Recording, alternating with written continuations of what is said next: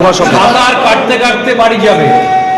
ও সারা জীবনে রাজনীতির স্বাদ এবার চাকদার মানুষ মিটিয়ে জিশোর সিং শুভঙ্করের প্রতি তাদের আকর্ষণ, আস্থা, ভালোবাসা জ্ঞাপন করে তৃণমূল কংগ্রেসে জয়েন করছে। বলার কিছু নেই। চাকদায় শুভঙ্কর সিংহ ক্যান্ডিডেট হওয়ার পর থেকে আমাদের বিগত এমএলএ চাকদার কোনো কাজ করেনি। বাংলার জননেত্রী আর একটা সুযোগ দিয়েছে চাকদার মানুষকে চাকদা থেকে বিধায়ক নির্বাচিত করার জন্যে। তৃণমূল কংগ্রেসের জোড়াফুল চিহ্ন নিয়ে শুভঙ্কর সিংহ এবার চাকদায় আবার ক্যান্ডিডেট হয়েছে।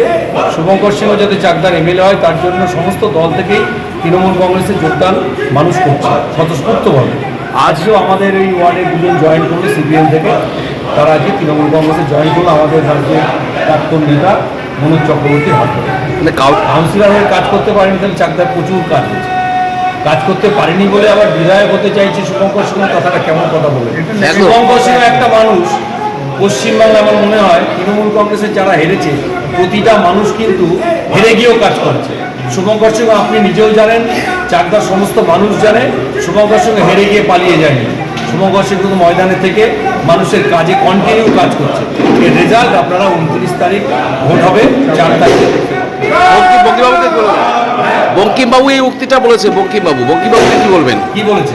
যে এই যে কাউন্সিলর হয়ে তিনি কোনো কাজ করতে পারেননি, আবার বিধায়ক হওয়ার স্বপ্ন। সাঁতার কাটতে কাটতে বাড়ি যাবে। ও সারা জীবনে রাজনীতির স্বাদ এবার চাকদার মানুষ মিটিয়ে